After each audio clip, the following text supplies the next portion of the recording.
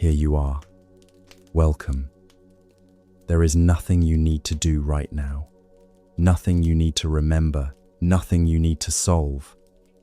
Nothing waiting for you at the other side of this moment. Right now, in this quiet pocket of the night, there is only this. The soft weight of the blanket across your body, the pillow beneath your head, receiving you gently, as it always does. The slow, almost imperceptible sound of your own breathing, rising and falling, like a tide that never rushes, like a tide that has always known exactly where it is going. Let your shoulders drop a little and a little more. Feel the bed beneath you, really feel it, the way it holds you, the way it has been holding you all this time without asking anything in return. You do not have to hold yourself up right now. You can let go of that small, constant effort. The world will continue turning without your help, just for tonight, just for these quiet hours. You are allowed to rest. Take a slow breath in through your nose, if that feels comfortable, and let it out gently through your mouth. And again, a little slower, a little softer. Each breath is an invitation to settle just a little more deeply into this moment, into this warmth, into this stillness that is already here, already waiting for you, that has been waiting for you all day. And as you breathe, as your body grows heavier and warmer and more at ease, I want to invite you gently into something. A question so old it has been asked by quiet minds in mountain temples, in forest clearings, in candlelit rooms centuries before this one. A question that is not really a question at all, but more like a soft door, left slightly ajar, inviting you to look through. Who is the one who is watching the thoughts? Sit with that for just a moment. No need to answer it, no need to turn it into a problem to be solved. Just let it rest there, lightly, like a leaf on still water. Tonight, we are going to wander gently through one of the most tender and liberating ideas in Zen teaching. The idea, the quiet, life-softening idea that you are not your thoughts, but the thoughts moving through your mind right now, the worries, the plans, the half-formed memories, the little flickers of the day just past, all of these are visiting you. They are passing through. They are not you. They are weather moving across a sky. And you, beneath all of that, are the sky itself, vast and still and untouched. This is not a complicated teaching. In fact, it is one of those ideas that the deeper you settle into it, the simpler it becomes. Like watching a stream until you forget that you are watching, and something in you just becomes the sound of the water. There is nothing to learn tonight, not really.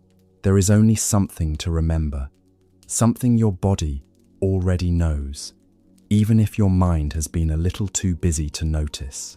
So let your eyes close, if they have not already. Let the darkness behind your eyelids be a comfort, soft and complete, like the gentlest room you have ever been in.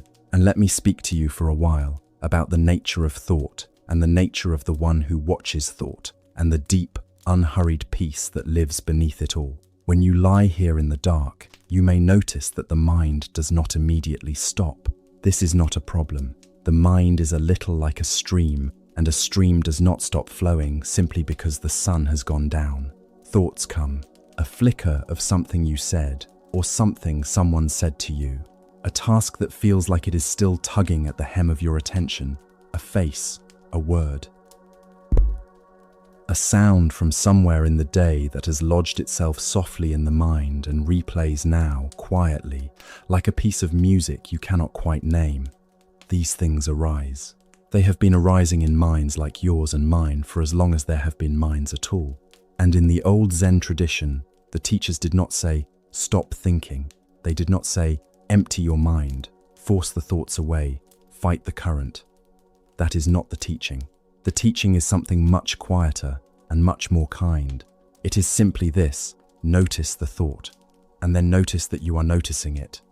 Because the one who notices, the one who sees the thought, is not the thought itself. Imagine for a moment that you are sitting beside a slow-moving river. It is evening, soft and amber, and the river moves in that unhurried way that rivers have, carrying with it everything that has found its way into the water. A few leaves, spinning slowly, a scattering of petals, the reflected clouds, trembling and dissolving as they pass. Everything moves through. Everything continues on its way downstream, around the bend, out of sight. And you, sitting there on the bank, are not the leaves. You are not the petals. You are not even the reflection of the sky. You are the stillness on the bank, watching, aware, present, unswept. This is how Zen teachings ask us to relate to our thoughts. Not to become them, not to be carried away by them, not to wrestle them into submission, but simply to sit on the bank and watch them pass. To notice them with the same gentle, unhurried attention that you might give to clouds drifting across an afternoon sky. Oh, there is one shaped like a worry about tomorrow. And there, moving slowly, a thought about something I meant to do and did not. And here comes a memory, soft-edged, from a long time ago, and it passes, it is already going. The sky does not change. The awareness does not change. You remain. There is something so deeply restful about this idea once it begins to settle in. Because so much of the exhaustion we carry is not really from the world, not entirely. Some of it, perhaps much of it, is from the believing that we are our thoughts, that every worry that arises is a true report on reality, that every anxious thought is a message that must be opened and answered immediately, that every self-critical murmur in the mind is, somehow, the voice of truth. We identify with those thoughts so completely, so automatically, that we do not even notice we have done it. The thought arises, and we become it, and we carry it, and we cannot quite remember a time when things felt any different. But in the tradition of Zen, and in so many of the world's great contemplative traditions, the sages, and the teachers, and the quiet, patient practitioners who have spent long years sitting in stillness with their own minds, they all seem to arrive at the same gentle discovery. The thoughts are not you. The mind is like a guest house, one teacher said, and the thoughts are the guests. They arrive, they move through the rooms, they leave. The house remains, the awareness remains. Something in you is already here, watching, spacious, untouched. And that something, that quiet, witnessing presence, is what Zen might call your original face, the face you had before thinking began. The part of you that does not need to be fixed or improved or quieted by force. It is already quiet. It is already whole. Aina, you are touching it right now, in this moment, as your body grows heavier and the room grows softer around you, and the thoughts begin to slow their turning. Feel your hands resting wherever they are resting. Feel the warmth of your own body, the gentle rise and fall of your chest, the way the breath moves through you without any effort on your part. You do not have to remember to breathe. Something in you, something much older and much wiser than thought, takes care of all of that. And that same quiet intelligence, that same vast and patient awareness, is what sits behind every thought that moves through your mind. It was there before the first thought of the day, and it will be there long after the last. The Zen masters spoke of this in many ways, because language is a little too small to hold the thing itself, and so they would come at it from different angles, like someone walking slowly around a still pool, looking at the reflection from each direction. One teacher might say, the mind is like a mirror, and the thoughts are what the mirror reflects, but the mirror itself is always clear. Another might say, you are the space in which thoughts arise, and space is not disturbed by what moves through it. And another, perhaps smiling a little, might say nothing at all and simply point at the moon and let you discover for yourself that the finger is not the moon. What they were all pointing toward, in their gentle and unhurried way, is something you cannot think your way into. It is something you fall into, slowly, the way you are falling now, into the warmth and the quiet and the deep ease of this present moment. When you stop fighting the thoughts, when you stop identifying with them so completely, when you simply let them be what they are passing, clouds, river reflections, guests moving through something opens. A soft spaciousness, a sense of being held, not by anything external, but by the very fact of your own awareness, by the simple, miraculous fact that there is something here in you that notices, that witnesses, that remains. And this witnessing presence is not cold or distant or detached. That is a misunderstanding that sometimes arises when people first encounter these ideas. They worry that it will make them feel numb or cut off from their feelings or somehow less themselves. But the opposite is true. When you stop being so completely swept up in every passing thought, when you find that quiet bank beside the river and sit there for a moment, what you discover is not emptiness. It is warmth. It is a deep, resting tenderness toward yourself and toward everything, because you are no longer so busy being the weather that you can finally feel the season. You can finally feel how soft this moment is, how enough it is, how complete. Your breathing is slower now. I can imagine it, slow and easy, your chest rising softly, falling softly, like the swell of a very gentle sea. And somewhere in the room around you, there is perhaps a small sound, or the soft pressure of warmth, or the simple, unremarkable sensation of being exactly where you are. These things are not interruptions to the peace. They are part of it. Everything that is simply present, simply here, is part of the peace. The Zen tradition has a word, or rather, it gestures towards something that resists being a word for this quality of open, easeful presence. Mushin, sometimes translated as no mind, though that translation can be misleading because it does not mean the absence of mind. It means a mind that is not fixed, not rigid, not clinging to any one thought or position. A mind like water, which takes the shape of whatever contains it and then flows on. A mind that thinks when thinking is needed and rests when resting is needed and does not confuse itself with its own contents. This is the condition that arises naturally, the teachers would tell us, when we stop insisting that every thought is an emergency, when we begin to recognize that the vast majority of what the mind produces, its worries and its plans and its rehearsals and its judgments, is simply the mind doing what minds do, moving, generating, flowing, and that we are not obliged to follow every current to its end. We can simply watch, we can simply notice. We can simply rest here on the warm, solid bank while the river does what rivers do, which is to keep flowing, keep moving, keep carrying everything gently away. And so tonight, as the hours settle into their deepest quiet around you, I want you to know that there is nothing wrong with having thoughts. You do not need to clear your mind. You do not need to achieve some perfect state of silence. That is not the invitation. The invitation is something much gentler. It is simply this: when a thought arrives, and it will, because that is what thoughts do, see if you can notice it, just for a moment, from a little distance, as if you were watching it from the bank. Oh, there is a thought. There it is, moving through, and here I am, noticing. Here I am, still here. That small recognition I am the one who notices is the whole teaching, really. Everything else is just a longer way of saying the same thing. And each time you return to it, gently, without frustration, without judgment, you are practicing something very ancient and very kind. You are remembering what you already are. Not the thought, not the worry, not the plan or the memory or the half-spoken sentence still turning in your mind. You are the awareness beneath all of that, quiet, spacious, whole.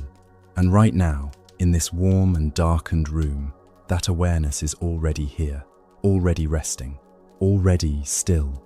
You do not have to travel anywhere to find it. You do not have to earn it or unlock it or understand it fully before you are allowed to feel it. It is simply what you are, what you have always been, underneath the weather of the mind.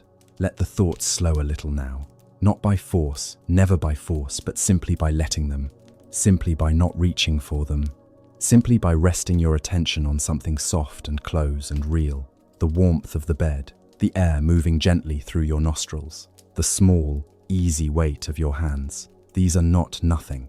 These are everything. These simple, tender sensations are the ground beneath the weather. They are the riverbank. They are the clear, untroubled sky. And as you rest here, as your body grows heavier with each slow breath, as the edges of the room grow softer and more distant, let us wander a little further together into this gentle country.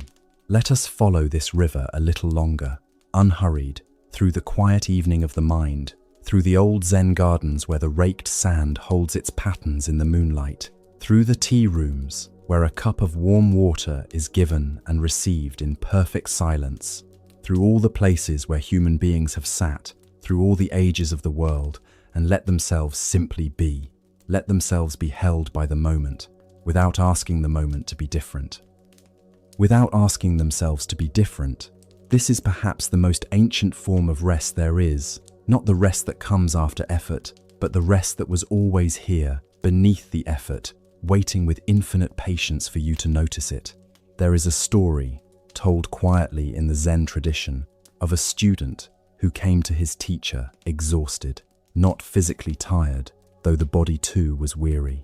He was exhausted in the way that only the mind can exhaust itself from the constant work of managing, of worrying, of trying to hold everything in the right shape. He sat before the teacher and said, simply, "I cannot stop thinking." And the teacher looked at him for a long moment and then said, very softly, "Who is it that cannot stop thinking?" The student opened his mouth and then closed it again, because the question had done something unexpected. It had turned the attention gently around, like a hand cupping water and lifting it toward the light. Not the thoughts, not the thinking, but the one who was watching the thinking happen. That one, the teacher was suggesting, is not tired at all. That one has never been tired. That one is as clear and still tonight as it has ever been. And perhaps as you lie here now, your body heavy and soft against the warmth of the bed, you can feel something of that, some small, still center beneath the movement of the day's remaining thoughts. It does not need to be dramatic. It does not announce itself. It is more like a quality of air in a very quiet room, or the color of the sky in that last soft moment before full dark, when the blue has not quite gone but holds itself in a kind of suspension, tender and unhurried. That is where you are now, in that last soft blue, in that gentle suspension between the busy world and the deep country of sleep. The Zen masters wrote poems sometimes, instead of long explanations. They found that a poem could do something that a lecture could not. It could slip past the thinking mind and land somewhere quieter, somewhere closer to the thing itself. Basho, perhaps the most beloved of all the haiku poets, wrote in this way. His poems are so small, so ordinary on the surface, that they almost seem like nothing at all. A frog, a pond, a sound, and then the sound is gone. And what remains is not silence, exactly, but the awareness of silence. The awareness of the space that the sound revealed by briefly filling it. This is very close to what the Zen teachers mean when they speak of the gap between thoughts, not an absence, a presence.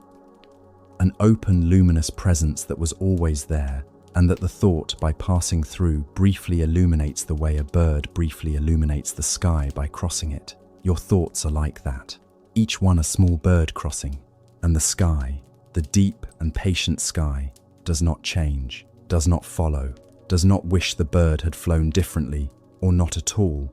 It simply remains, vast, blue, easy.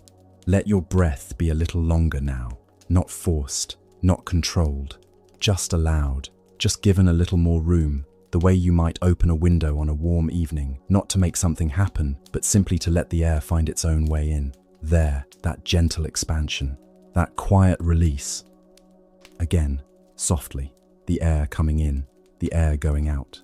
And between the two, if you rest your attention there for just a moment, there is a small, still place, a little pause, a little resting. In the Zen tradition, some teachers say that this pause, this tiny natural silence between the breath coming in and the breath going out, is a doorway, not to somewhere else, but to exactly here, seen more clearly, felt more fully, as if the ordinary moment had briefly opened its coat to show you something warm and glowing at its center.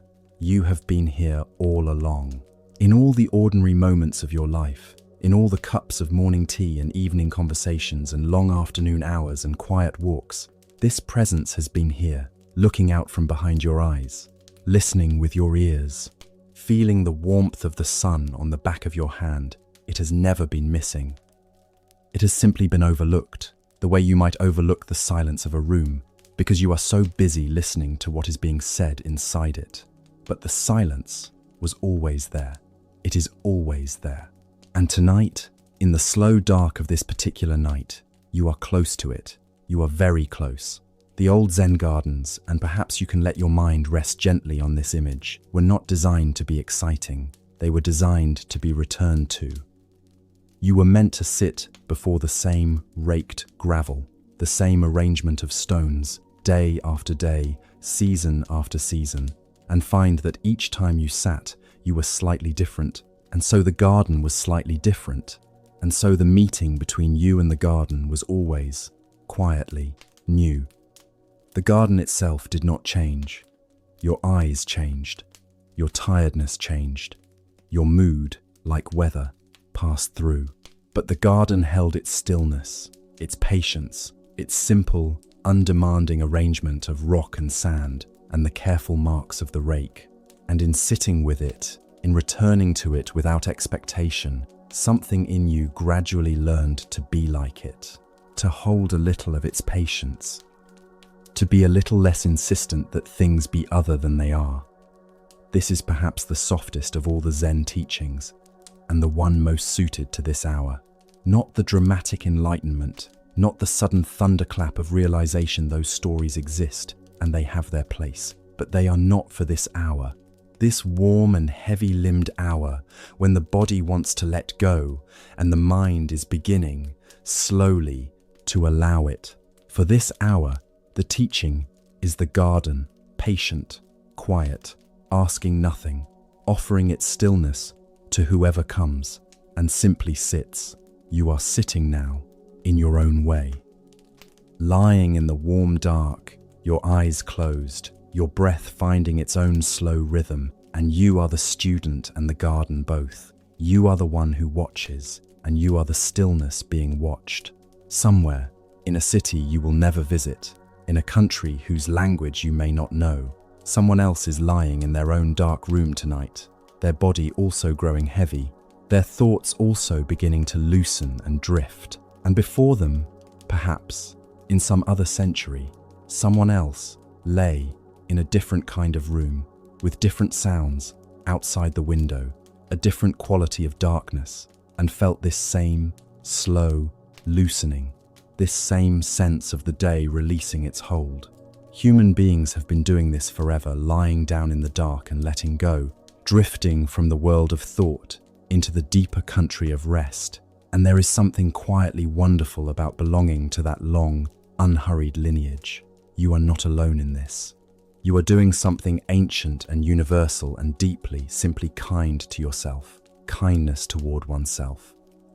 This, too, is part of the teaching, and it is one that is sometimes overlooked in accounts of Zen that emphasize only discipline and rigor and the sharp, clarifying edge of practice. But the deepest practitioners, the ones who sat the longest and went the quietest, often spoke of a tenderness that arose naturally in the stillness, not a sentimentality, not a performance of warmth, but a genuine, bone-deep kindness toward the whole of one's own experience, the beautiful parts and the difficult parts, the clear moments and the confused ones, the days of ease and the days of heavy weather. Because from the widened view, from the bank of the river rather than the current, everything is simply what it is. The muddy water and the clear water are both water. The loud thought and the quiet thought are both just thought. And the awareness that holds them, that awareness, has no preference. It simply receives. It simply holds. And in that receiving, in that holding, there is something that feels, when you rest into it, very much like love. Not love as demand or love as hunger, but love as open space. love as the sky that holds the weather without asking the weather to be different. This is the quality that the Zen tradition sometimes points toward with the word metta, though that word comes from an older tradition, still a word meaning loving kindness, meaning goodwill, meaning the simple, unconditional wish that things be well, that you be well, not perfectly happy, not free of difficulty, not transformed into someone easier or brighter or less complicated, but simply well, simply held, simply allowed to be exactly as you are, in this moment, in this room, in this particular life, with all its particular textures. And right now, the texture is soft, the texture is warm.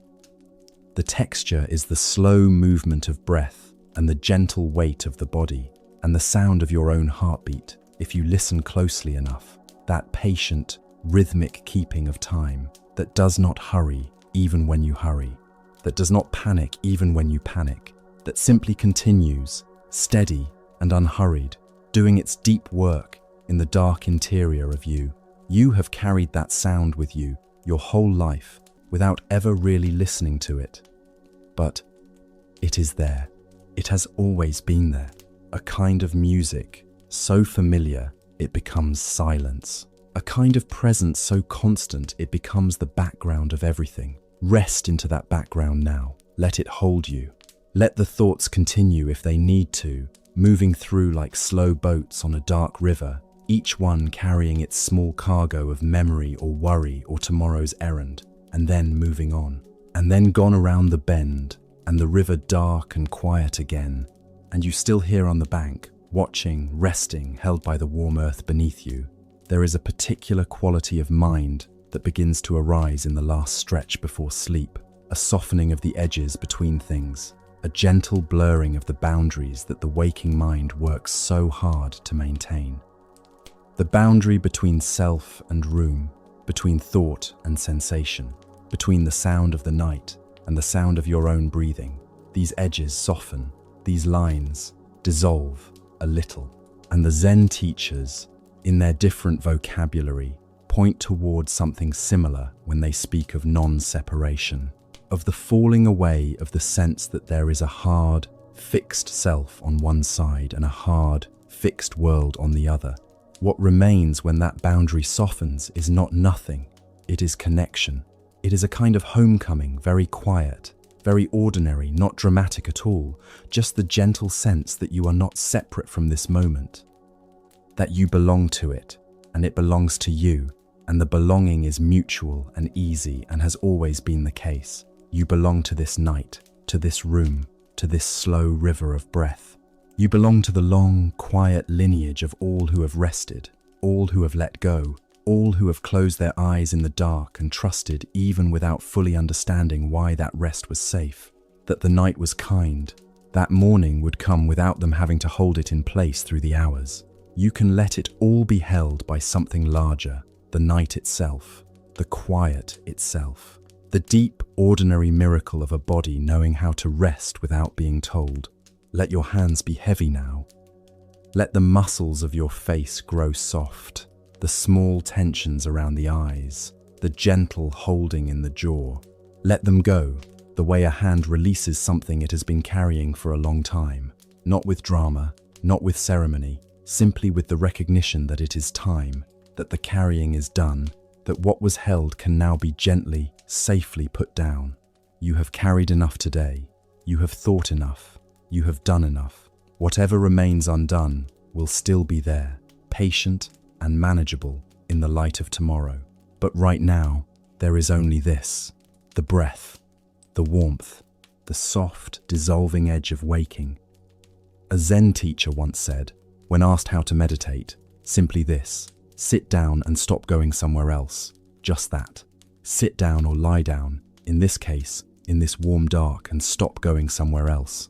Stop sending the mind ahead into tomorrow. Stop pulling it back through yesterday. Stop asking it to solve or plan or rehearse or understand. Just be where you are, which is here, which is this breath, which is this warmth. Pow, which is this particular moment of the world, perfectly complete, perfectly sufficient, not asking anything of you except your soft and unhurried presence, and your presence is here. It is already here. It never left. The thoughts came and went. The day came and went. The world turned in its slow and patient way, and through all of it, beneath all of it, your presence was here, quiet, steady, like a light that stays on in a house through all the changes of weather outside, not heroic, not striving, just here, just consistently, gently, simply here. Let the thoughts grow a little quieter now, as if the volume were being turned softly down, not silenced, not suppressed, just allowed to fade to the background, the way music fades when you are no longer listening for it, when it becomes something you feel rather than something you follow. The mind is still, the river is still moving, always moving, but you are no longer on the water. You are on the bank, and the bank is warm, and the evening is deep, and the stars are beginning to appear in the great dark sky above you, and each one is very far away and very calm, and their light has traveled a very long way to reach you, traveling through the deep quiet of space, through millions of years of patient darkness, and arriving here, now, at this particular moment, at this particular patch of sky above this particular place where you are lying warm and still. Light that old, that patient, that unhurried, falling softly on your closed eyes. There is something in that thought, if you let it settle gently, something that loosens the grip of urgency. Whatever you were worried about today, whatever felt large and pressing and immediate, it is very small beneath a sky that holds light from 1 billion years ago. Not small in a way that dismisses it, not small in a way that says it does not matter. Small in the way that everything finds its proper proportion when you see it against the whole. The whole is very love. You are a part of it, a warm, breathing, particular part of it, here, under these ancient lights, belonging. The Zen tradition has a word, and the word is shoshin, which translates very simply as beginner's mind, the mind that meets each moment as if for the first time. The mind that has not yet decided what everything means, has not yet labeled and filed and moved on, but instead remains open, remains curious in the gentlest possible way, remains present to the strangeness and the softness of simply being here. And the teachers say that this mind, this beginner's mind, is not something you have to acquire. It is not a skill you must develop through years of discipline, though discipline can help to clear away the things that obscure it. It is already there. It is the natural quality of awareness itself before the habits of thinking settle over it like sediment over a clear stream. The stream is still there, still clear, still running, and in the quiet of a night like this one, in the slow breathing descent towards sleep, the sediment settles and the water becomes clear again, and you can feel it, just for a moment, the simple, open quality of awareness that does not need to do anything with what it notices. That simply notices. That simply is. Let your breath be that stream. Let it run clear and quiet through you, in and out. No, in and out. Not performed, not controlled, just allowed. The body knows the rhythm without any instruction from you. It found this rhythm before you had language, before you had memory, before you had any thoughts at all about how things ought to be. It has been breathing since the very first moment of your life, through every night you have ever slept, through every dream you have ever wandered through and then forgotten by morning, through every quiet hour and every loud one, faithful and soft and entirely without complaint. The breath does not ask to be thanked. It does not need acknowledgement. But on a night like this, in this particular stillness, it is worth pausing for just a moment in simple appreciation of this ordinary miracle, that you are breathing, that the air moves in and out of you like a gentle tide, that you are alive in the most immediate and undeniable sense, not as an idea, not as a collection of memories and plans and identities, but as this breathing body, warm in this bed, present in this moment, alive. There is a story told, softly, in certain Zen circles, about a monk who asked his teacher, "What happens to consciousness after death?" And the teacher said, "I do not know." And the monk, surprised, said, "But you are a Zen master." And the teacher said, "Yes, but not a dead one." There is something in that small, quiet story that is very useful on a night like this. Not because it answers the great questions, but because it releases you from the obligation to answer them. The great questions can rest tonight. They have always rested at night, in the long dark between one day and the next, and they have always been there again in the morning, patient and unchanged, waiting with no particular urgency. You do not need to solve them tonight. You do not need to understand consciousness or meaning or what any of it is for. You only need to be here, only this, only now. Only the warm dark and the slow breath and the body growing heavier and more still. Let the weight of your body sink a little deeper now. Imagine, if you like, that the surface beneath you is not a surface at all, but a great, slow current, very gentle, very warm, and it is carrying you. You do not need to swim. You do not need to steer. The current knows where it is going. You are simply a passenger, lying back, looking up at that dark sky full of ancient light, being carried by something large and unhurried and entirely trustworthy. The current of the night, the current of rest, the current that has carried every sleeping person in the history of the world through the dark hours and delivered them, most of the time, to morning. You can trust this current. You have trusted it every night of your life, even when you did not think of it that way, even when you lay down, worrying and fighting the edges of sleep. Eventually, the current took you. It always does. It will again tonight. You are already in it. You are already moving, so gently you cannot feel the motion, toward the soft country of sleep. The Zen teachers speak of something they call mushin, which means, roughly, no mind. Not the absence of consciousness, but the absence of the constant, restless, narrating quality of the ordinary waking mind. The mind that is always commenting on its own experience, always adding a layer of interpretation, always saying this is good, this is bad, this is what it means, this is what you should do about it. Mushin is what remains when that narrating voice grows quiet. And what remains, the teachers say, is not emptiness. It is something more like clarity, more like openness, more like the wide, unhurried quality of a sky from which all clouds have slowly drifted away, not because the sky did anything to move them, not because the sky tried or strained or concentrated, but simply because the sky is by nature open, and clouds pass through it, and then they are gone, and the sky is unchanged, and the sky does not mind. You are like that sky. Your natural quality is openness.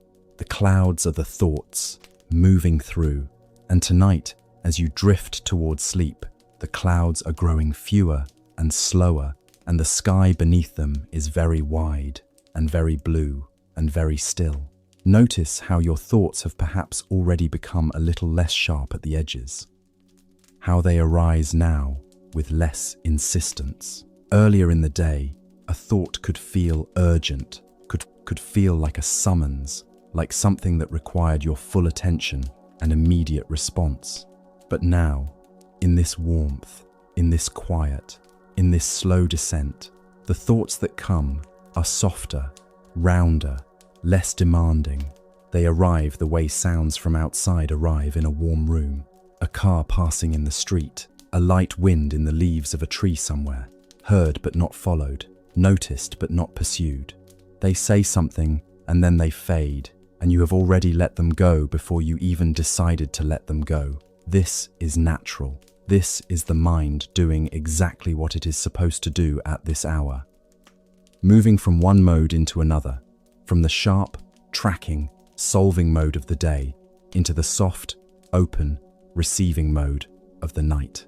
You are not losing anything. You are becoming more of yourself. The self that does not need to perform or manage or understand. The self that simply is. And that self, the simple being self, the self that is here before the thinking starts and remains after the thinking fades, that self is not troubled. You may have noticed this. in those rare moments of complete stillness, those moments between thoughts where there is a brief, wide gap of pure presence. In those gaps, there is no anxiety, there is no fear, there is no particular problem requiring solution. There is just the warmth of being alive, of being here, of being this breathing presence in this particular moment. The Zen teachers say that what you truly are, at the deepest level, is not a thought, not a feeling, not a story, not a problem, but that open presence itself, that warm, quiet, unhurried awareness that holds everything else. That is what you are, and it is very well tonight. It is resting, it is here. Let the jaw soften just a little more. Let the shoulders release any last trace of the day's carrying. The carrying is done. The muscles held so much today, held the weight of effort and concentration, held the small tensions of navigating a world full of other people and unexpected demands and things that did not go quite as planned. And they did well, those muscles. They served you faithfully through all of it. And now they are asking, very quietly, to be allowed to let go. And you can say yes. You can say yes to that. Very simply. Yes. Let go. Yes. Be soft. Yes. The work is done, and you are here, and nothing is required of you now except this softness, this yielding, this very ordinary and very beautiful act of letting the body rest. Somewhere in the distance, very far away, there may be a sound, a low sound. The sound of the world continuing its patient turning, a train somewhere, or the wind, or the deep, almost inaudible hum of a city that never fully sleeps. Let that sound be part of the background now, part of the warm weave of the night around you, not separate from you, but simply one more thread in the fabric of this moment. The fabric is warm, the fabric is soft. You are woven into it. You are not outside this moment looking in. You are inside it, at the center of it, held by it on every side, the way the night holds everything that rests within it, gently and without discrimination, holding the sleeping bird in the tree and the quiet house on the hill and the dark water of the river and you, here, warm and breathing and letting go. The Zen master Dogen, writing in the 13th century, in a cold temple in the mountains of Japan, wrote about something he called the uji, which means being time, or sometimes translated as the being of time, the idea that time is not a container, that things move through, but is itself the living nature of each moment, that you and this moment are not separate things, with you inside time, looking out, but rather that you are this moment, and this moment is you. And there is no gap between the experiencer and the experience, between the one breathing and the breath. It is a difficult idea for the busy daytime mind, which likes its categories and its separations. But in the deep quiet of a night like this one, it may be possible to feel the edge of what Dogen meant, to feel how this moment does not feel like a point on a line, stretching from past to future. It feels like here, like now, like everything gathered softly together in this single, complete, unhurried instant. The past is memory, which is a kind of thought, and thoughts are drifting down the river. The future is anticipation, which is also a kind of thought, and it too is drifting and will drift past, and the river will be quiet again.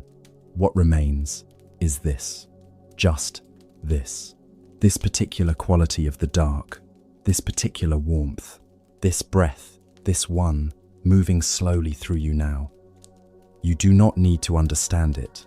The understanding can wait, or it can come in its own time. The way understanding often comes, not when you are chasing it, but when you have stopped chasing, when you are still, when the water is clear. For now, there is only the feeling of it, the simple, soft, almost wordless feeling of being present, being here, being this quiet, this warm, this close to the edge of sleep. And the edge is not a drop, not a cliff, not something to be afraid of. It is more like a shoreline. You have been wading deeper and deeper into warm water, and the water is now at your chest, and in a little while it will be at your chin, and you will simply let yourself float. And floating is not effortful. Floating requires only that you stop trying to stand, Stop trying to hold your head above things. Let the water take you. The water is warm. The water is safe. The water has taken you every night before this one, and it will take you now. Let the thoughts come if they come, and let them go if they go, and do not hold either the coming or the going with any particular weight. The mind is doing what minds do. You are not the mind doing what minds do. You are the quiet that notices, the still water underneath the surface movements, the sky behind the weather. Something in you that has been here all day, all week, all year, through every thought and every feeling and every turning of the world, something that has never not been here, something that does not change when circumstances change, something that was present in your first memory and was present this morning and is present now, in this warm dark, in this slow and deepening stillness. That something does not need to be named. It does not need to be understood. It only needs to be rested in, and you are resting in it now. Let the breath slow just a little, not forced, not controlled, just allowed to find its own most natural pace, which is slower now than it was an hour ago, slower than it was at noon, settling into the long, unhurried rhythm of a body approaching sleep. The inhale is soft, the exhale is longer. There is a pause between them, a small pause, a gentle pause, like the moment between one wave receding and the next one arriving, a moment of pure stillness at the turning point. And in that stillness, something very quiet can be felt, something that the busy mind misses entirely, but that the resting mind can touch, just briefly, just softly, the way a hand trails in still water, just the pure fact of being, before the next breath arrives. Just this, just here. Just the warm, wide, open stillness of a moment that has no edges, no beginning you can find, no ending you can point to. Just the soft fact of presence, spreading in every direction like warmth from something that has been gently glowing for a very long time. There is a teaching that is sometimes offered to students who are sitting in meditation for the first time. Students who arrive at the cushion with their notebooks and their questions and their very sincere desire to understand. And the teaching is simply this: sit down and notice what is already here, not what you are trying to create, not what you are hoping to find. What is already here, before you do anything at all. And for many students, this is the most disorienting instruction they have ever received, because their whole lives have been organized around doing, around trying, around the effort of moving from where they are towards somewhere better, and to be told that the thing they are seeking is already present, already given, already the very ground they are sitting on, is so simple that it is almost impossible to believe. The mind says, surely there must be more. Surely there is a technique. Surely I must concentrate harder, breathe differently, hold a particular thought or release a particular thought or achieve some special state. And the teacher smiles very softly and says, just this. And the student does not understand yet, but something in them, something quieter and older than the student's understanding, something that does not learn because it has never not known, begins to settle, begins to soften, begins to rest. You are like that student now, here in the dark, and there is no teacher in the room, and there is no cushion. There is only your warm bed and the night around you and the slow, reliable rhythm of your breath. But the instruction is the same one it has always been, offered now in the gentlest possible way, by the dark itself, by the quiet itself, by the simple fact of this moment. Just notice what is already here. The warmth is already here. The quiet is already here. The breath is already here. The awareness that notices all of this is already here, has been here, has never not been here, does not need to be summoned or constructed or earned. It is the thing that was never missing. The thing you were looking for while sitting inside it, the way you might look for your glasses while wearing them. And the moment you stop looking is the moment you realize they were there all along. The awareness was there all along. It is here now. It does not need you to do anything. It only asks that you stop insisting it is absent. In the old Zen tradition, there is a phrase, mushin, which is sometimes translated as no mind. though that translation can mislead because it sounds like the absence of something, like a blankness or a void, and what the phrase actually points toward is something quite different from absence. It points toward a mind that is not caught, a mind that is not hooked on its own contents, a mind that allows thoughts to arise and pass the way clouds arise and pass in an open sky, without the sky ever becoming the cloud, without the sky ever being changed by what moves through it. The sky does not hold on to the cloud does not wound the sky. When the cloud passes, the sky is exactly as it was, open and wide and completely undisturbed. And this is not because the sky is cold or indifferent, but because the sky is simply too large to be diminished by any particular weather. And you, the awareness at the center of your experience, are like that sky. You are not diminished by the thoughts that pass through you. You are not defined by the mood that arrived this afternoon and may or may not be here tomorrow. You are the openness in which all of that arises, and the openness remains. Let that settle for a moment. Not as an idea to be examined, not as a proposition to be tested. Let it settle the way something settles into warm water, slowly, without effort, releasing the tension it was holding without even knowing it was holding it. The openness remains. You are the openness. And right now the openness is resting, and the thoughts are very few, and the ones that remain are moving slowly, the way things move in deep water, with a kind of underwater slowness that makes them easy to watch and easy to release. And they drift down and away, and the water grows quieter, and the quiet is not empty, it is full of this warmth, full of this darkness, full of this soft and reliable fact of your own presence. There is something that the philosopher and meditation teacher Krishnamurti used to return to again and again in his talks, something he described as the quality of attention that observes without the observer.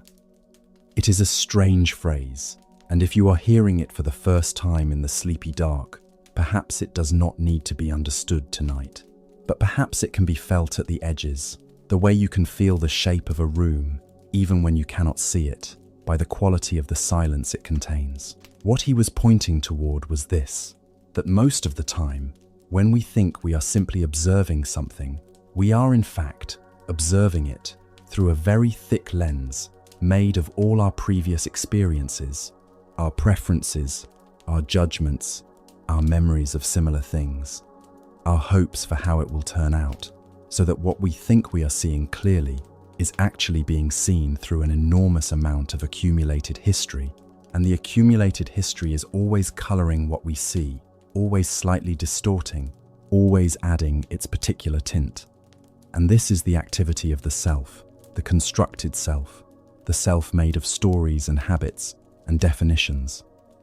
But underneath that activity, before the stories begin, there is a quality of pure seeing that is not colored by history, that meets each moment fresh, that does not compare this breath to the last breath or this night to other nights, that simply receives what is here with a kind of clear, open, undivided attention.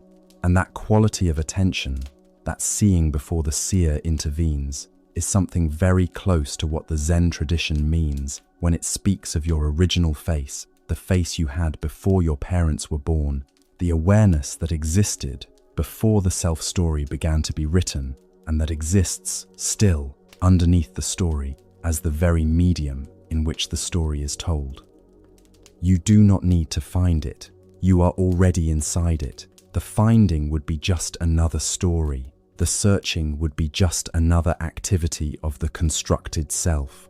What is possible here in this quiet is simply to rest from the constructing, to let the story pause, to let the definitions of yourself soften at the edges, the way the edges of everything soften in the dark, where the sharp corners of daytime dissolve into curves and shadows, and the world becomes gentler, less insistent, less precise, and in that gentle imprecision something is released. The effort of maintaining the shape you have been holding all day, the effort of being the person you are in the world, competent and coherent and properly assembled, and in the release of that effort, something deeper and softer and much less effortful comes forward, not as an achievement, but as what remains when the achieving stops. What remains is very quiet. What remains does not announce itself. It does not feel like a revelation. It feels much more ordinary than that. It feels like the simple fact of lying here, warm, in the dark, breathing, with the night gathered around you and the body heavy against the bed, and nothing at all required of you for the next long, uninterrupted stretch of hours. Nothing required. That itself is the thing. The nothing required. The permission to simply be, without producing, without explaining, without making yourself legible to anyone, including yourself. The night does not need you to explain yourself. The dark does not ask for your credentials. It receives you exactly as you are, every layer of you, the tired layer, and the still slightly worried layer, and the layer that is already softening, already dissolving, already beginning to let go of the day the way the shore lets go of the last light, slowly and without grief, because the dark is not a loss, it is a return, and you have always known how to return to it. The Zen monk Ryokan, who lived alone in a small hut on a mountain in 18th century Japan, wrote poems that were almost embarrassingly simple. He wrote about watching snow fall. He wrote about gathering wild herbs in the morning. He wrote about sitting by the fire in winter and the sound of wind in the pine trees and the moon rising above the mountain. He did not write about great insights or dramatic awakenings. He wrote about the extraordinary texture of ordinary moments, attended to with such complete and unhurried presence that the ordinary became luminous, not because it was changed, but because it was finally, fully seen. And what is interesting about Ryokan is not that he was a great meditator, though he may well have been, but that he seems to have been a person for whom the gap between himself and the present moment had simply, quietly closed. There was no distance between Ryokan watching the snow fall and the snow falling. There was no report being filed, no comparison being made, only the watching and the watching being the snow being the watching, and out of that intimacy, poems rose as naturally as breath. You do not need to write poems. You do not need to do anything with what you notice in the quiet. But it is possible, even now, even on the warm edge of sleep, to let the gap close just a little between you and this breath, between you and this particular quality of darkness. Between you and the warmth of the blanket, which is not separate from you in this moment but is simply the outer layer of the envelope you are resting inside. Warm air and warm fabric and warm skin, all of it continuous, all of it one soft and undivided field of sensation that has no clear boundary where you end and the warmth begins. And perhaps the boundary was always more imagined than real, and perhaps the imagining of boundaries is the primary activity of the busy daytime mind, drawing lines around things to manage them, to understand them, to keep them in their proper places. And in the night those lines grow soft and uncertain, which is not frightening but restful, deeply restful. The rest of things that have stopped trying to be precisely themselves and are allowing themselves simply to be, in whatever shape the darkness gives them. Your body knows this kind of rest. It has known it every night of your life, long before you had words for any of this, long before you had a self-concept to maintain or a story to keep consistent. Your body knew how to release itself into sleep, how to let the muscles go one by one, how to allow the breath to slow and deepen and find its own most ancient rhythm, the rhythm it had before you were born, before you had any opinions about breathing, before you had any relationship to breathing at all, other than the pure and uncomplicated fact of it. And that rhythm is available to you now. It does not need to be found. It only needs the thinking to grow quiet enough that the rhythm can be felt again, the way you can only hear a very quiet sound when the louder sounds have stopped. The thinking is growing quieter now. You can feel it, perhaps, the way you feel a room grow quieter when a sound you had stopped noticing finally stops, and the silence is suddenly deeper than you realized, deeper than you remembered silence could be. And in that deep silence, the body relaxes something it had not known it was holding. Some last small grip, some final small effort, and the exhale is a little longer than the inhale. Just a little, just naturally, and the pause at the end of the exhale is soft and wide. And in that pause, there is absolutely nothing required of you, not even the next breath, which will come on its own, which has always come on its own, which has never once needed your help or your permission, which will continue long after you have stopped thinking about it, long after you have slipped below the surface of waking into the deep, dark, warm, unheld waters of sleep. The Zen tradition speaks of something called shoshin, beginner's mind, the quality of encountering each moment as if for the first time, without the overlay of expertise, without the habit of assumption, without the slightly bored familiarity that the expert brings to what they think they already know. The beginner sees with open eyes. The beginner does not filter. The beginner does not arrive at a moment already knowing what to think about it. And there is a beautiful paradox in this, because it might seem that the beginner's mind would be anxious, uncertain, lost without its accumulated knowledge to lean on. But in practice, the beginner's mind is remarkably relaxed, because it has released the burden of already knowing, the exhausting responsibility of being someone who has things figured out, and instead it simply looks, with soft and curious attention, at whatever is here. And what is here, for a mind like that, is endlessly interesting, not because things are dramatic or unusual, but because everything, met freshly, without the filter of familiarity, has a kind of quiet aliveness to it that the expert's mind has learned to overlook. You can bring beginner's mind to this moment, to this breath, to this particular weight of the blanket, to this particular quality of the dark behind your eyelids, which is not simply black but has a texture to it, a soft and shifting quality, not quite still, as if darkness itself is breathing, gently and very slowly, in and out, in a rhythm that matches the rhythm of your own breath.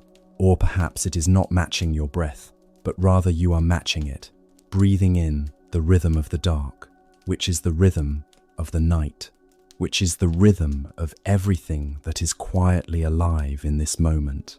The slow turning of the earth, the silent movement of the stars overhead, the long, patient breathing of trees in the dark garden, of the grass in the field, of all the sleeping creatures tucked into their warm places across the length and breadth of the night, all breathing together in one vast, unhurried, collective exhalation, and you are part of it.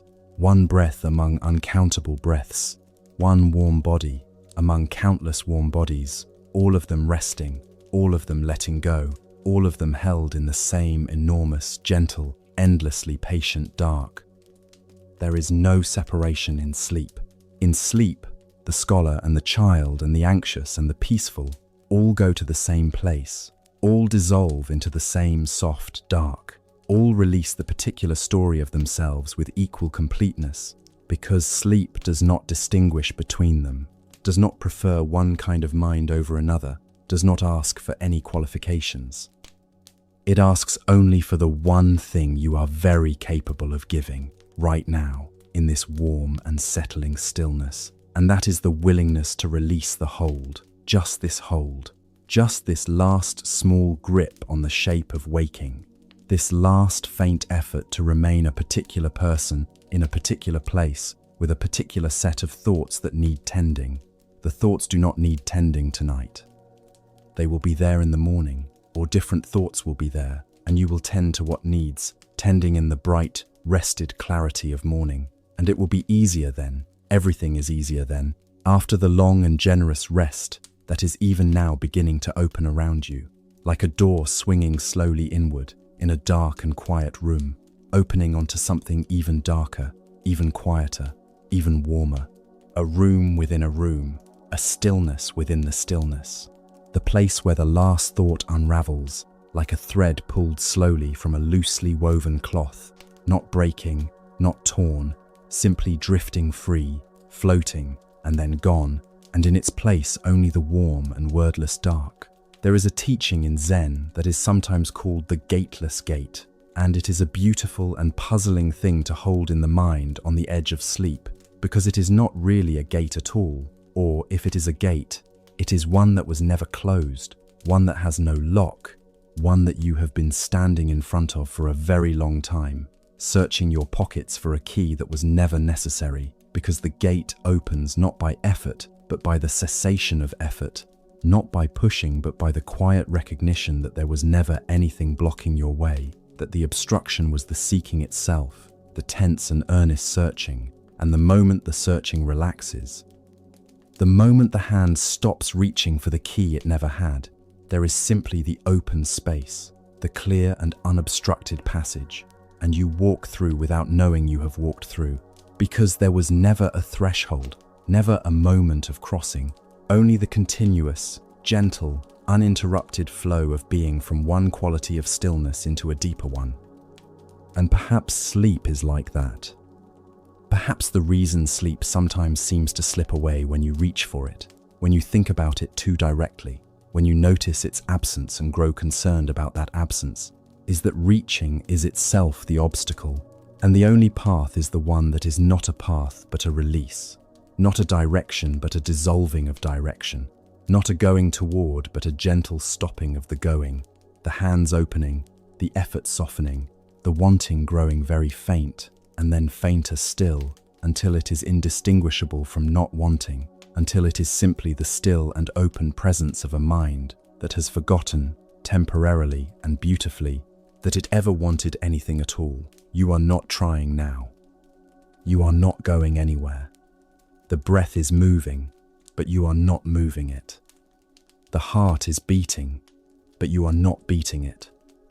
The mind may still be producing its soft and fading images, its half-formed words, its gentle flickerings, but you are not producing them either, or not exactly, because whatever produces them is something older and quieter and more patient than the part of you that calls itself you. And that older, quieter thing does not need your supervision tonight, does not need your attention or your correction, and is perfectly content to let the images dissolve one by one into the deep and warming dark, the way frost dissolves on a window when the morning sun finds it, quietly, gradually, until the glass is simply clear.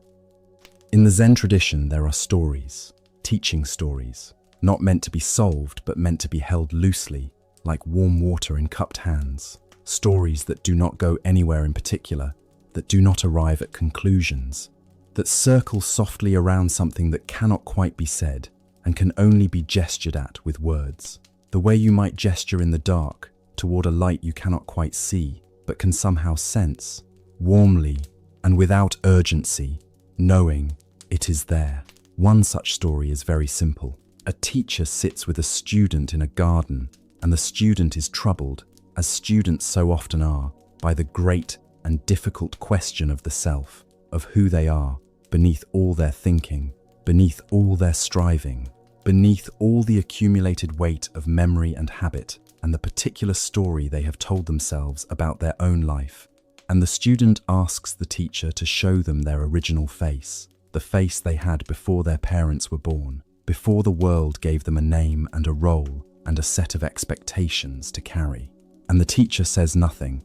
The teacher simply sits, and the silence stretches, and in the silence, something shifts, something that had been knotted very tightly in the student's chest, softens by some small degree, and the student breathes, and the garden breathes, and the answer to the question is not spoken because it cannot be spoken, because it is the very space in which the question arose, the warm and open ground beneath the question, the silence beneath the words, which was never absent, which was always already there, which is always already here, beneath this breath, beneath this moment, beneath whatever thought might still be rising and falling, in the deep and growing quiet of your mind, your original face. It is a strange and beautiful phrase, and you need not do anything with it tonight, need not think about it carefully or work out what it means, but you might let it rest in the mind, the way a leaf rests on the surface of still water, lightly, without sinking, without effort, floating on the surface of awareness, with no particular need to mean anything, just present, just warm, just here. Because this is perhaps the deepest teaching that the tradition offers, offered so many different ways by so many different voices across so many centuries, and always pointing to the same quiet place, which is that what you most essentially are has never been harmed by thinking, has never been made smaller by worry, has never been diminished by the long and sometimes exhausting work of being a self in the world. It is untouched. It is the clear water that has never been muddied, even when the surface seemed very troubled indeed, even when the ripples were many and confused, and the light could not quite penetrate. The depth was always clear.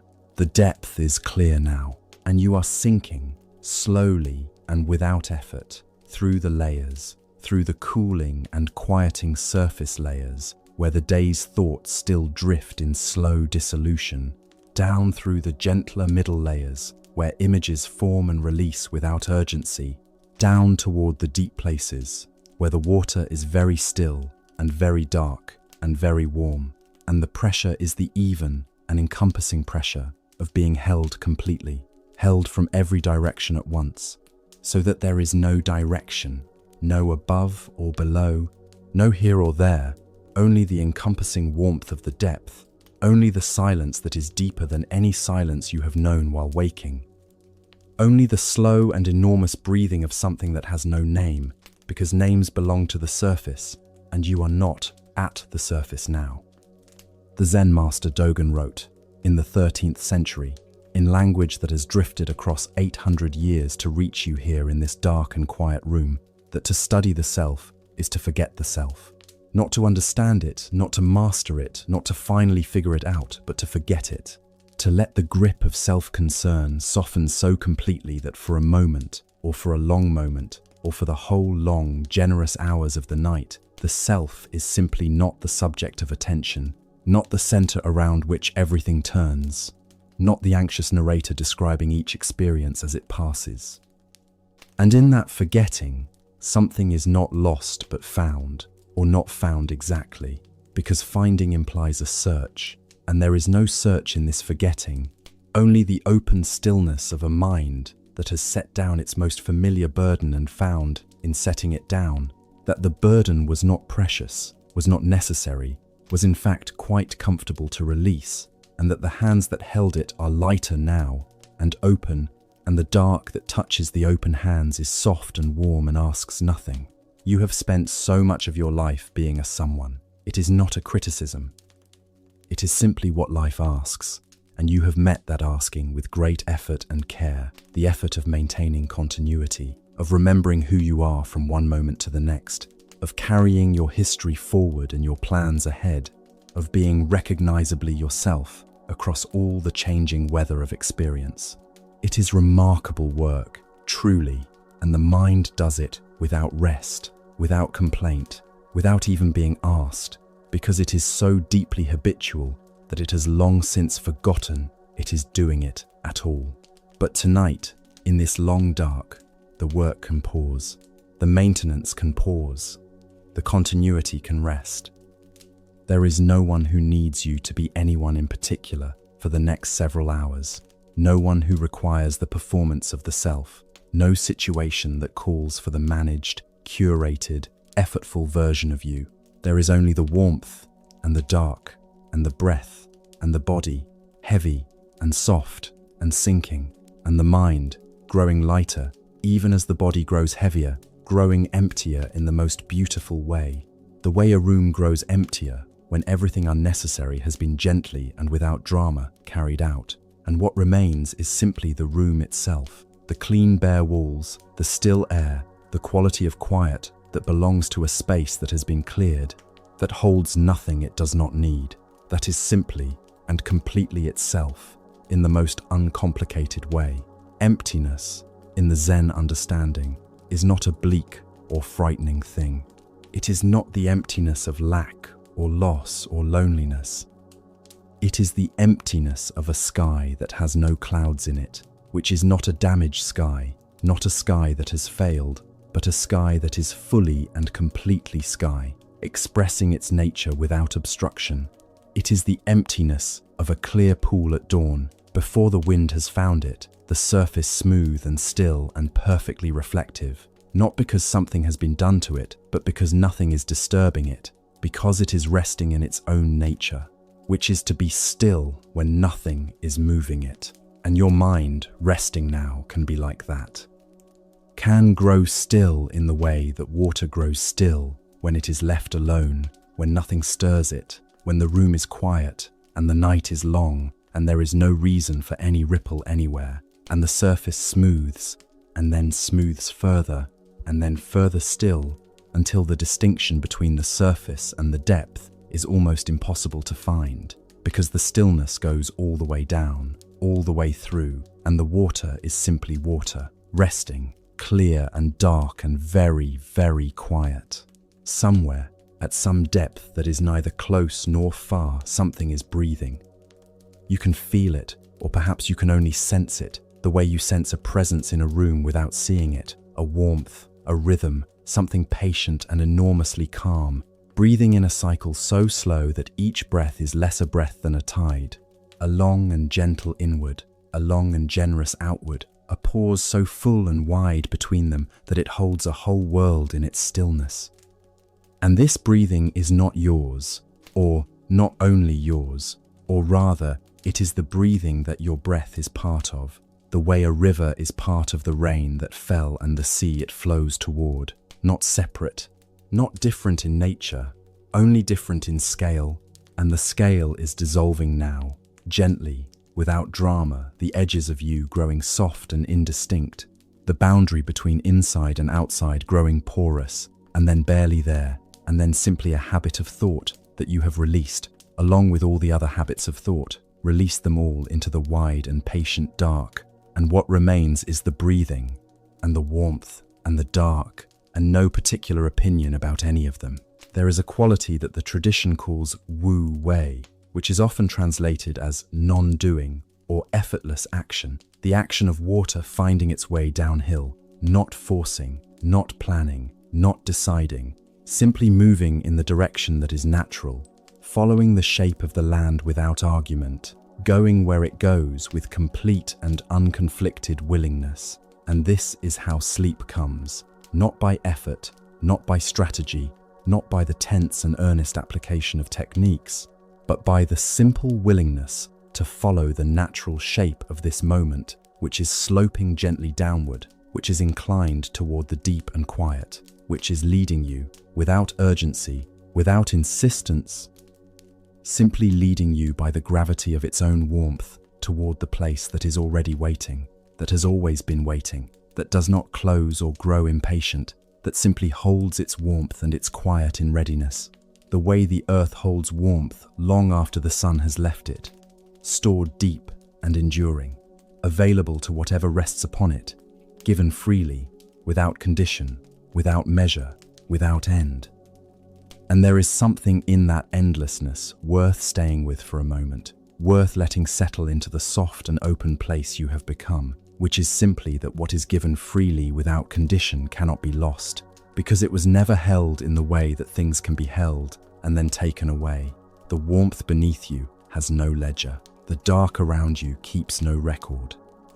The breath moving through you asks nothing of you in return, makes no note of what you have done or left undone, carries no opinion about whether you have been enough or too much or exactly right, because the breath does not think in those categories. The breath is not keeping score.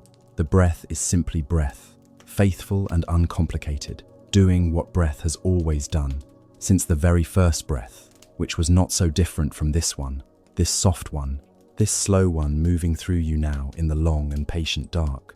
You are not required to understand anything tonight. Understanding is a project for daylight, for the awake and active mind with its eager appetite for clarity and resolution. But understanding is not needed here. You do not need to arrive at a conclusion about any of this. You do not need to hold the teachings correctly, to have absorbed the right amount, to be sufficiently changed by the time morning comes. The teachings are not an examination. The Zen masters, those quiet and unhurried presences who left behind only traces, only hints, small stones dropped into deep water, they were not testing you, they were pointing. And pointing is enough. The finger pointing at the moon is not the moon, as the tradition reminds us, gently, with a kind of humor, because the tradition has always known that we will look at the finger, we will study the finger, we will develop elaborate theories about the finger, and the moon will be there, all the while, unhurried, luminous, neither offended nor amused, simply there, as it has always been, waiting without waiting, present without insisting on its presence, shining with the kind of light that asks only that you look up. And looking up, in this dark, means nothing more than the soft inward turn, the gentle settling of attention back toward its own source, the way a candle flame, disturbed by a passing breath of air, resettles into its own, still burning, straightens slowly, grows calm, and is simply a flame again, doing what flames do, quietly, without comment. The tradition speaks, sometimes, of the ox and the oxherder, a very old and very quiet story told in 10 images, 10 steps, each one a little further, a little deeper, until there is no longer an oxherder, no longer an ox, no longer a journey, only the open field, and the man who has returned to the village with empty hands, with open hands, with hands that hold nothing and therefore hold everything. And there is a quality of ordinariness about this return. That is the whole point. That is what the story has been building toward all along. Not a spectacular arrival, not a moment of blinding light, not a transformation so total that the world is unrecognizable, but simply the return.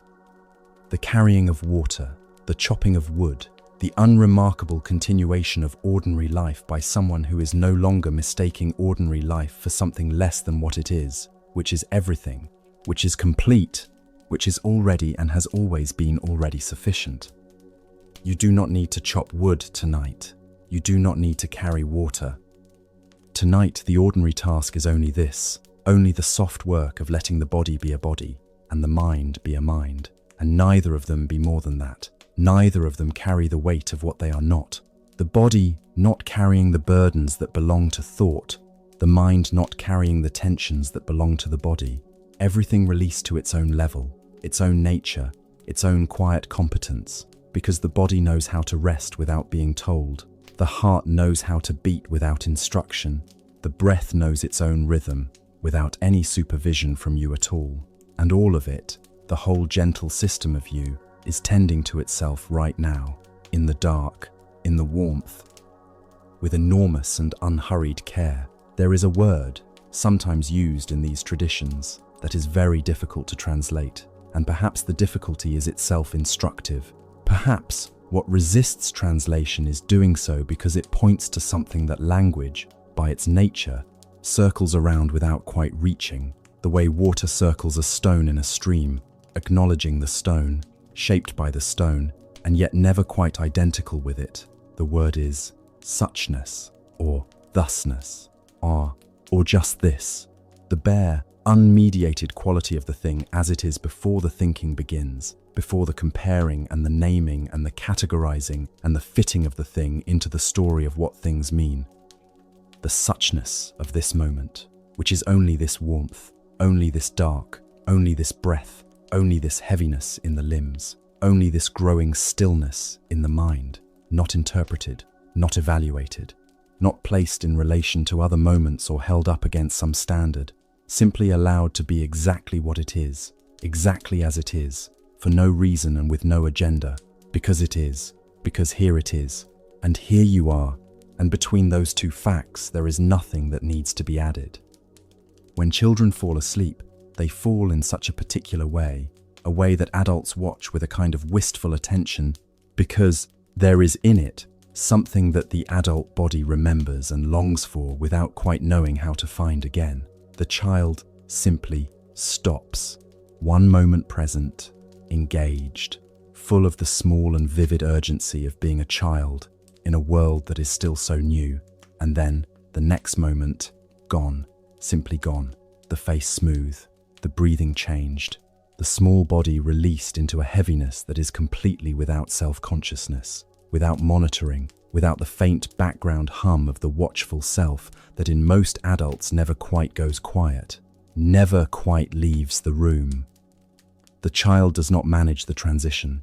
The child does not supervise the crossing. The child simply arrives, and then is simply somewhere else, somewhere soft and deep, and entirely without worry. End quote. And what the Zen teachings point toward, in their gentle and sometimes cryptic way, is not a return to childhood, not a regression or a retreat, but something closer to a rediscovery, a remembering, not of information but of capacity, the capacity to stop, the capacity to release, the capacity to be in the body fully and without the editorial layer, without the running commentary, without the faint and exhausting background project of managing the experience of being oneself.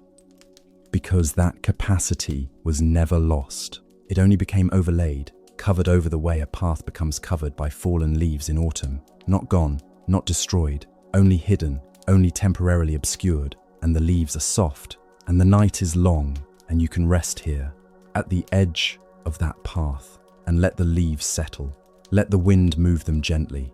Let the path reveal itself in its own time, in its own quiet way, without any effort from you, because effort is not what is needed. And this is perhaps the strangest and most counterintuitive teaching of all, that the thing you have been working so hard to find has always been precisely as close as the place where all the working stops. Somewhere beyond the window, or somewhere imagined beyond the window, which is the same thing now, the night is very wide.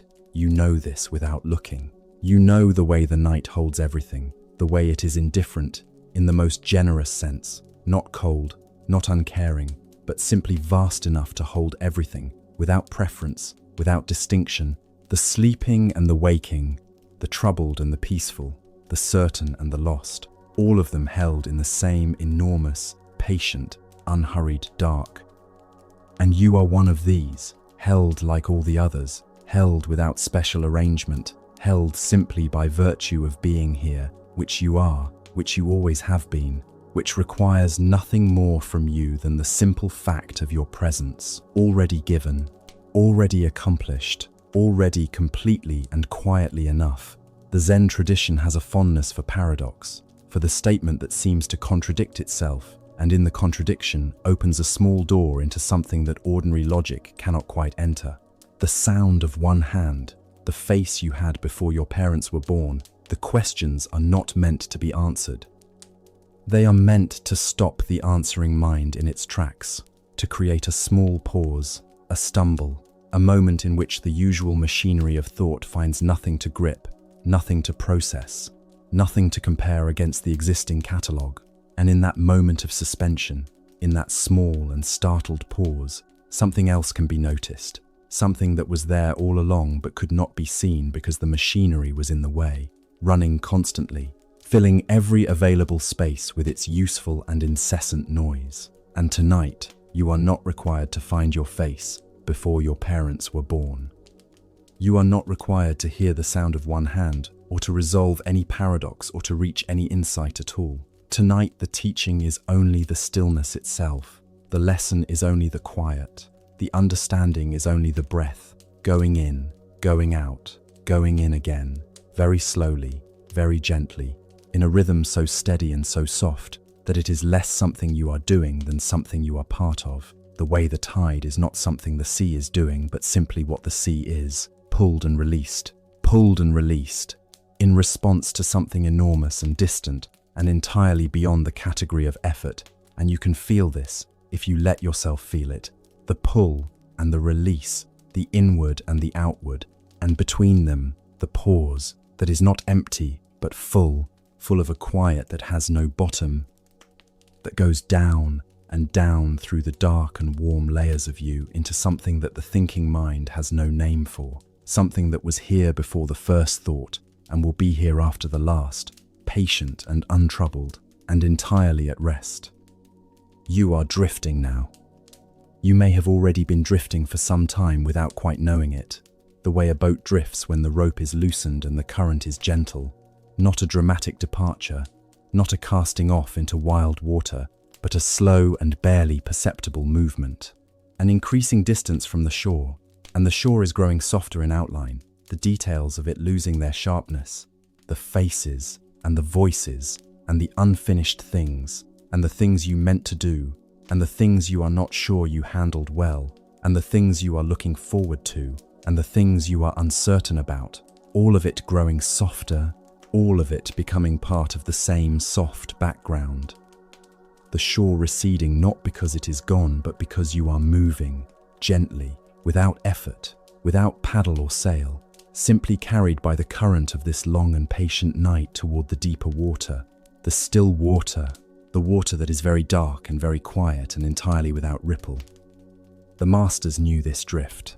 They cultivated it, not by grasping it, not by forcing it, but by creating the conditions in which it could occur naturally, the way a gardener does not grow a plant, but creates the conditions of soil and light and water in which the plant grows itself, because the growing is the plant's own work. The gardener only removes the obstacles, only tends the ground, only makes the space available, and the space is available now. The ground is tended. Whatever needed to be removed has been removed, or is being removed, slowly and without drama, carried out into the night, released without ceremony, without even a formal farewell, simply let go, the way the hand lets go of something it has been holding without quite realizing it, a gradual uncurling of the fingers, a gentle opening of the palm, and the thing falls away, or perhaps it does not fall so much as simply cease to be held, which may be the same thing.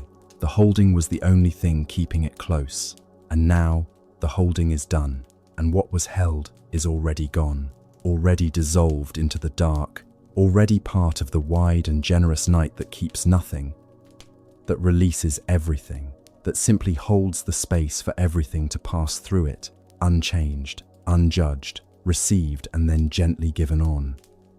Your thoughts, if there are still thoughts, are becoming like those last few fireflies of an autumn evening, not the full and brilliant display of a summer night, not the crowded and lively going and coming of a mind at work, but something scattered and occasional, and already beginning to wonder whether it is worth the effort, each small light appearing briefly in the dark, and then releasing itself without conclusion, without destination, simply going, and the dark between the lights is growing wider, growing more prominent. The dark is becoming the primary thing, and the lights are becoming the interruption, and even the interruption is gentle, is barely there, is a flicker, and then a long and restful nothing, and then perhaps a flicker somewhere else, and then a longer nothing still, and the nothings are adding up, accumulating in the most comfortable way, building not toward anything, but away from everything. A gentle subtraction, a soft arithmetic of release, and you are so nearly there, so very nearly in the place that is not a place, the depth that is not a distance, the quiet that is not an absence, but a presence so total and so soft that it has no edges, no name, no outline against which you could measure it or compare it or find its beginning. And this is exactly as it should be. This is precisely the teaching that all the masters were pointing toward, not describing, never quite describing, because description requires edges and this has none. Description requires a describer standing apart and looking, and there is no longer anyone standing apart. There is only the looking, and then even the looking softens and becomes the seen, and the seen softens and becomes the quiet, and the quiet softens and becomes the breath, and the breath softens and becomes the night.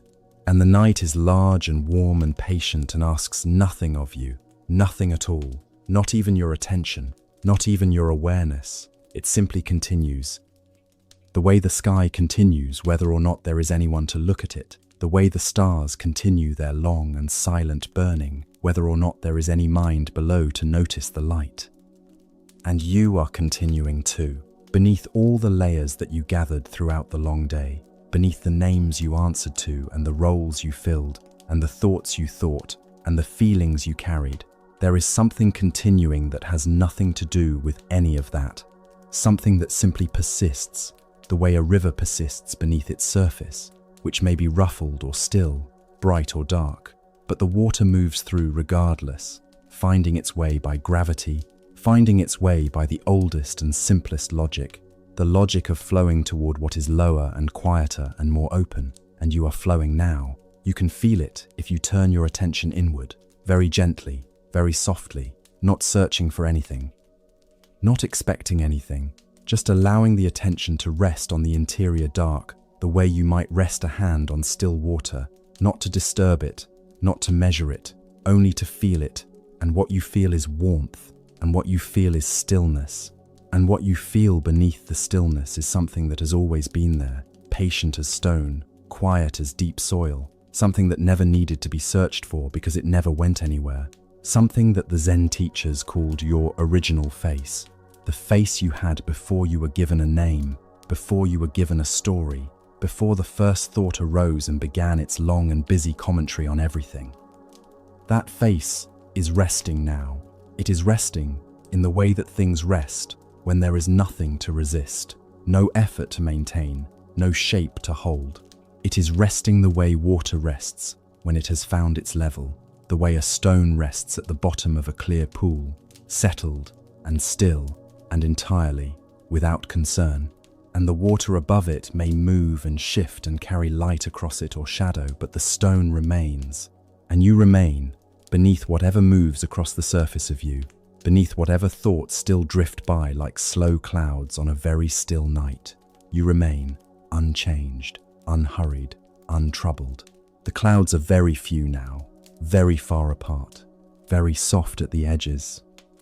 There is one, somewhere above you, barely there, a small and formless thing with no direction and no destination, and it is already passing, already becoming something else, already thinning at the edges into the dark around it, and you watch it without interest, without wanting it to stay or go, and it goes, and there is only the dark, and the dark is warm, and the dark is close, and the dark is kind, and it holds you the way deep water holds a swimmer who has stopped swimming and simply floats, arms loose, face upward, no longer going anywhere, no longer needing to go anywhere, held by the water without effort, held by the night without asking, held by something that requires nothing in return. You have stopped swimming. You are floating now. The body is very heavy and very warm. The arms are heavy. The hands are heavy. The fingers soft and open, resting where they rest, and there is nothing in them, and nothing is asked of them. The legs are heavy, the feet are heavy. Everything is sinking gently into the softness beneath you, and the softness receives you completely, gives way to you completely, asks nothing, holds you easily, the way the earth holds everything that rests upon it, without preference, without judgment, with a patience so deep it does not even register as patience. It simply is, the way the earth simply is, steady and dark and warm beneath everything. The breath moves in, slowly. The breath moves out, slowly. There is a pause. The pause is soft. The breath moves in again, more slowly still, as though it has all the time that has ever existed, as though there is no hurry in the whole wide world, as though hurrying were something that happened somewhere very far away, in a country you have visited but do not live in, a country you are no longer quite able to picture. The breath moves out. There is a pause that is longer than the last. The mind, if it is still there, is very quiet. It is not working. It is not reaching for anything. It is the way a fire is when it has burned down to the very last of itself, a few small embers in the dark, not hot enough to catch anything, barely warm, glowing faintly, and then less, and then less. You are here. You are also not quite here. You are in the place between the soft threshold, and the threshold is comfortable. It is the most comfortable place. You do not need to cross it. You do not need to do anything. It will happen on its own. The crossing happens on its own. It has always happened on its own. You have made this crossing thousands of times and never once had to try, and you will make it again now, without trying, without knowing, simply by continuing to breathe, simply by continuing to rest, simply by allowing the night to do what the night does, gently and without interruption. The trees outside, if there are trees, are still. The air is still. Everything that was moving has grown still, and you are still, and there is nothing left to do, nothing left to think, nothing left to understand, or resolve, or carry forward. The teaching is complete. The teaching was always complete. It was complete before it began, because the truth it was pointing toward was already here, already present, already held in the simple fact of your breathing, the simple fact of your being here at all, alive and warm and at rest in the dark, which is the only miracle anyone has ever needed, and the one that is so close and so constant that it is the easiest thing in the world to forget until a quiet evening comes and the thinking slows and the forgetting stops, just for a little while, just long enough to feel it again. You are feeling it now. You are it now. The breath moving in, the quiet, the breath moving out, the quiet, deeper, a pause, longer. The thoughts are gone. The questions are gone.